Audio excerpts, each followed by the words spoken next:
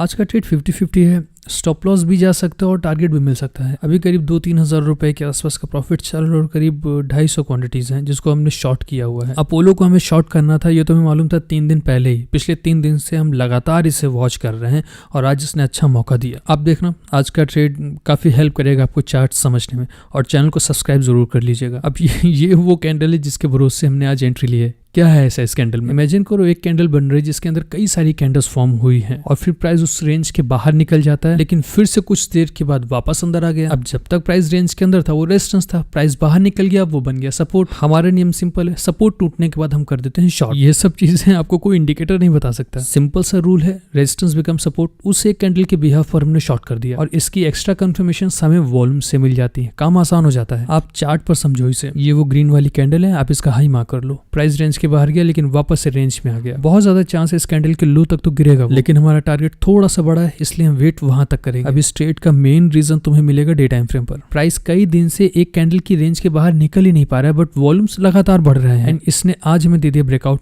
Trade करने का सबसे सही मौका होता है ये, आपको मूव अच्छा मिलेगा, बड़ा मिलेगा, सस्टेनेबल मूव मिलेगा। इसलिए हमारी उम्मीद है कि डे टाइम फ्रेम पर आज अपोलो हॉस्पिटल के अंदर एक बड़ी ब्लैक कैंडल बननी चाहिए। चार्ट में आपको देखो वो एक इंपॉर्टेंट कैंडल दिख रही होगी जिसके अंदर बहुत सारी कैंडल्स बनी है, असल में वही अपनी मास्टर कैंडल है। आज के पॉइंट ऑफ एक्शन के लिए हमने प्रीवियस रेंज ड्रॉ किया। आप थोड़ा सा चार्ट के पीछे जाओगे तो देखो इस कैंडल का हमने जस्ट लो मार्क किया है। यहाँ धीरे से हम एक रेंज ड्रॉ कर देते हैं। सिंपल इस रेंज पर देखो मार्केट रिएक्ट कैसे कर रही है, कोई भी मूव आ रहा है वो इसी जगह से आ रहा है। प्राइस जब इस रेंज के नीचे है तो गिर रहा है और जब इस रेंज के ऊपर जा रहा है तो बड़ा मूव आ रहा है, और इतने दिन के बाद वापस से प्राइस हमारा आज उसी रेंज पर है। तो सिंपली जितने भी सिम्टम्स हैं किसी भी एंगल से आज हमें स्ट्रॉन्ग तो फिलहाल दिख ही नहीं रहा और लोअर टाइम फ्रेम पर सपोर्ट्स तो लगातार टूट रहे हैं। एनालिसिस करना हमने शुरू किया और तब तक मूव भी अच्छे खासे मूव हो रहे हैं। ये थोड़ा सा अगर और गिर जाएगा तो मजा आ जाएगा, लेकिन आज के ट्रेड में डर है, हमें शुरू में लग गया था और अब ये और भी डर आ रहा है हमको। स्टॉप लॉस ना ले ले, कॉन्फिडेंस के साथ एनालिसिस करना अलग बात है, लेकिन उस एनालिसिस का रिजल्ट तो मार्केट ही डिसाइड करेगी। उफ, गड़बड़ ना हो जाए। ऐसा तो नहीं है, लेकिन पूरे दिन मार्केट साइडवेज रही और अभी 3 बजने वाला है। वॉल्यूम्स आई हैं, हलचल हो रही है, उम्मीद है अब हमें थोड़ा बहुत मूव मिल जाएगा। आ जाओ आ जाओ आ जाओ, नीचे आ जाओ नीचे आ जाओ, और थोड़ा सा थोड़ा सा थोड़ा सा थोड़ा सा और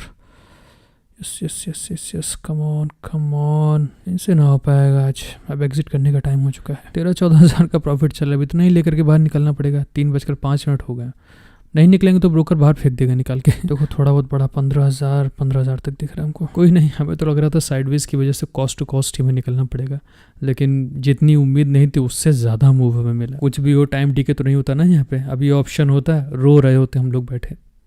थैंक्स, फिर मिलते हैं।